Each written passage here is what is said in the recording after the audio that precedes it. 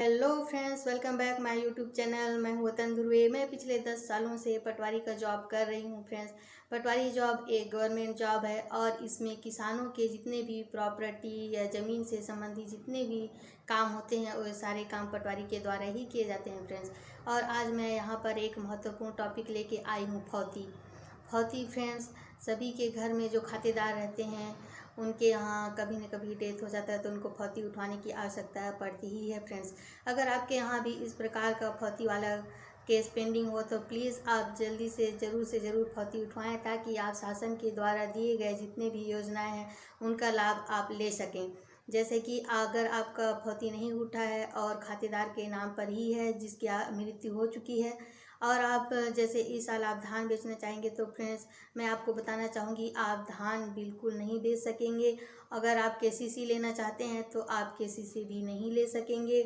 और शासन और केंद्र सरकार के द्वारा 2020 से जो 6,000 प्रत्येक किसान को एक खातेदार को देने की योजना है उसका भी लाभ आप नहीं ले पाएंगे फ्रेंड्स। तो मैं बताना चाहूँगी, अगर आपके पास आपके घर में आपके परिवार में इस प्रकार की किसी भी प्रकार की केस पेंडिंग है फौती वाला, तो प्लीज़ आप पटवारी के पास जाके, पटवारी कार्यालय जाके या फिर तहसीलदार कार्यालय जाके आप प्लीज़ फौती को उठवा लें, ताकि आप जितने भी शासन की योजनाएं हैं उनका लाभ ले सकें।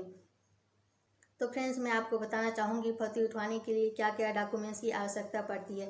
तो फ्रेंड्स आपको ज़्यादा कुछ डॉक्यूमेंट की आवश्यकता नहीं पड़ती, आपको सिर्फ एक डेथ सर्टिफिकेट की आवश्यकता पड़ती है।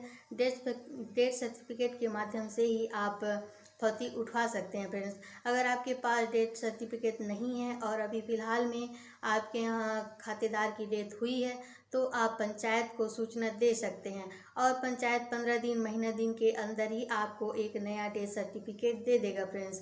और 10-15 साल हो गए हैं अगर आपके खातेदार की डेथ हो चुकी है और आपने अभी तक मृत्यु प्रमाण पत्र नहीं बनवाया है, तो मैं आपको यहाँ बता दूँ आपको दिक्कत हो सकती है। आपको पंचायत के द्वारा मृत्यु प्रमाण पत्र प्रदान नहीं किया जाएगा, आपको तहसील कार्यालय में आवेदन करना पड़ेगा फ्रेंड्स, और न्यायालयीन प्रक्रिया के तहत ही आपको मृत्यु प्रमाण पत्र प्रदान किया जाएगा और तब आप अपना अगला भर्ती वाला कार्य है उसको करा सकते हैं फ्रेंड्स। तो ये तो 10-15 साल वाली बात हो गई।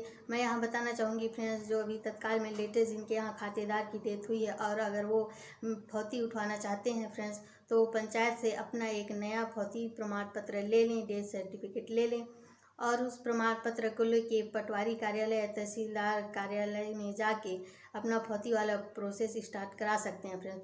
तो मैं यहाँ बता दूँ अविवादित फौती की, अगर आपके फौती में किसी प्रकार का विवाद नहीं है तो फ्रेंड्स आप पटवारी कार्यालय जाइए और पटवारी को बताइए कि हमें फौती उठवाना है और जितने भी मेरे फादर या पिताजी या भाई के जितने भी ज़मीन है, प्रॉपर्टी है, वो हमारे नाम पे लाना है ताकि हम शासन के योजनाओं का लाभ ले सकें। तो फ्रेंड्स आप पटवारी को अपने डेथ सर्टिफिकेट का एक फ़ोटोकॉपी देंगे। पटवारी अपने रिकॉर्ड को मिलान करेगा कि जो खातेदार है जिसकी डेथ हुई है उसी का जो खाता है कि नहीं, कितना ज़मीन है, कितना प्रॉपर्टी है।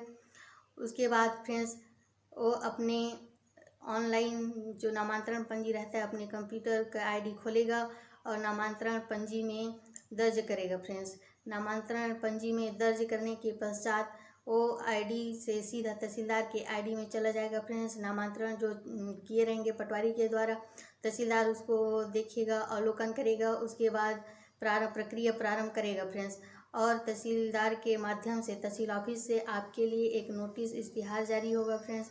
उसमें आप लोगों को बयान के लिए एक दिन पेशी तारीख दी जाएगी, उस दिन आपको तहसील ऑफिस आना पड़ेगा 1-2 गवाहों के साथ। उसके बाद तहसीलदार के माध्यम से आपको पूछा जाएगा क्या वाकई में आप लोग जिसका फौत हुआ है उसके वारिसान हैं कि नहीं या नहीं हैं, और हैं तो कितने हैं। किसी का नाम तो आप छोड़ नहीं रहे हैं, अगर 4 हैं तो 4 ही हैं, अगर एक का नाम छूट है तो वो अविवादित नहीं रहेगा फ्रेंड्स, वो विवादित में आ जाएगा और वो न्यायालयीन प्रक्रिया के तहत होगा, वो पटवारी के माध्यम से नहीं होगा। तो अगर आपका अविवादित नहीं है तो फ्रेंड्स तहसीलदार उसको सुनवाई करने के पश्चात उसको फौती नामांतरण पास कर देगा, पारित कर देगा और पारित महीना 1.5 महीना के अंदर पारित कर देगा फ्रेंड्स, उसमें ज़्यादा समय नहीं लगता है। उसके बाद फ्रेंड्स वो सीधा पटवारी के आईडी में पुनः आ जाएगा और पटवारी अपने आईडी को खोल के देखेगा और उसमें आ जा रहेगा पटवारी क्या करेगा फ्रेंड्स, उसको अपने मैनुअल रिकॉर्ड में जो जिसका मृत्यु हुआ है उसके नाम को काट के विलुप्त करके उसके जितने भी वारिसान हैं, उसके बच्चे, उसके पत्नी, उसके नाम पे मैनुअल रिकॉर्ड को अपडेट करेगा, दर्ज करेगा फ्रेंड्स।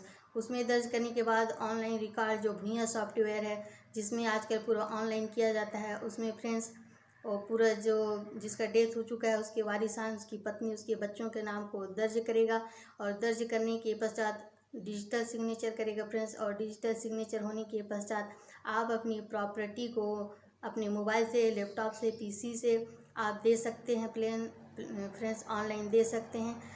और फिर कहीं भी कभी भी आप अपनी प्रॉपर्टी की खसरा बीमा नक्शा नकल आप निकलवा सकते हैं फ्रेंड्स। और आज का वीडियो अगर आपको थोड़ा भी यूज़फुल लगे तो प्लीज़ मेरे वीडियो को लाइक करिए, कमेंट्स करिए, शेयर करिए ताकि अन्य लोगों के पास भी ये जानकारी पहुंच सके। और मेरे चैनल पे आप नए हैं तो प्लीज़ मेरे चैनल को सब्सक्राइब करिए, बेल आइकन को प्रेस करिए ताकि आपको नए नए वीडियो समय पर मिल सके।